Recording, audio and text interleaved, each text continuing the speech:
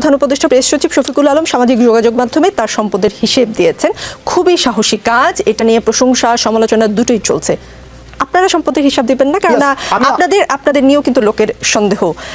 আরেকটার সাথে একটু প্রশ্ন যে আপনি তো অনলাইনে আপনার ইংলিশ যে ক্লাস সেটা দেখছিলাম আমি আজকে, সেখান থেকে একটা শব্দ শিখেছি, এমবি ডেক্সটেরাস, মানে মেধাবী। জি, আপনি মেধাবী, কিন্তু স্কুল অফ এক্সিলেন্স সেটা কেমন চলছে? প্রতিষ্ঠান রয়েছে। জি, আচ্ছা, আমি ওইটার কথাই জানি। এইটাই কি আপনার আয়ের একমাত্র মানে উপায় কিনা? না, আমি 2017 সাল থেকে ইনকাম করি। আমি 2017 সালের সেপ্টেম্বর 2016 সালের সেপ্টেম্বরে আমি ইউনিভার্সিটিতে চান্স পাই, আর 2017 সাল থেকে আমি ইনকাম করি। আমার প্রথমে প্রকাশনী ছিল, এই প্রকাশনী থেকে আমার নিজের এখনো বই আছে, এবং পরবর্তীতে আমি ওই যে শেডিউ এডুকেশনের যে কোচিং, সেখানে আমি পড়ানো শুরু করি, এবং সেখানে আমার ঢাকা ইউনিভার্সিটিতে 2000 মানে আমার অনেক স্টুডেন্ট আছে। আজকে মেডিকেলের রেজাল্ট দিয়েছে, সেখানেও আমার স্টুডেন্ট আছে, এবং আমি এখনো পড়াই।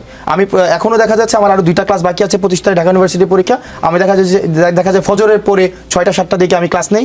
এবং আমার যে ইনকাম সোর্স রয়েছে, সেই ইনকাম সোর্সের যে মূল অংশগুলো, সেটা হচ্ছে প্রথমত হচ্ছে প্রকাশনী, দ্বিতীয় হচ্ছে এখনো আমি পড়াই প্রকাশনীতে আমার ইনভেস্টমেন্ট রয়েছে, এবং হচ্ছে তারপর প্রকাশনী নাকি কয়টা প্রকাশনী? একটা প্রকাশনী।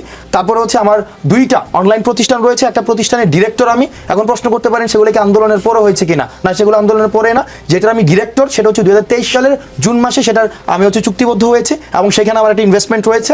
তারপরে হচ্ছে আরেকটা প্রতিষ্ঠানে আমি পড়াই, অনলাইন প্রতিষ্ঠানে আমি পড়াই, সেখানেও হচ্ছে আমি কোর্স বিক্রি করি।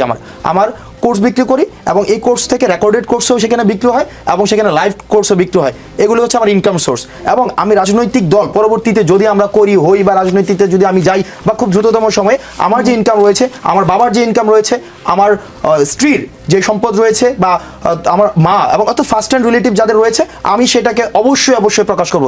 সেক্ষেত্রে একটা বিষয় রয়েছে, দেখেন আমি যখন ইনকাম ওই যে শফিক ভাইয়ের যে ইনকাম সোর্স দিয়েছে, তো আমাদের ক্ষেত্রে যেটা হয়েছে, আমি স্টুডেন্ট অবস্থায় আমি কিন্তু জাস্ট মানে ইউনিভার্সিটি লাইফ শেষ করেছি। তো আমাদের ক্ষেত্রে দেখা গিয়েছে কি অনেক ট্রানজ্যাকশন আমাদের হাতে নিতে হয়েছে। যেমন আমি কোচিংয়ে ক্লাস নিতাম, 15,000 টাকা দিত, এটা আমি হাতে নিয়েছি, এটা কিন্তু আমার কোনো হিসাব নাই। বা ট্যাক্সের যে বিষয়গুলো এখন আসছে, তখন কিন্তু এই বিষয়গুলো এখনো আসেনি, মানে ওই সময় পর্যন্ত আসেনি। সুতরাং এই জায়গাগুলো স্পষ্ট করে, এবং যেটাকে একদম স্বচ্ছভাবে আমার ব্যক্তিগত আমার যেই ইনকাম সোর্স রয়েছে, সেটাকে অবশ্যই আমি প্রকাশ করব।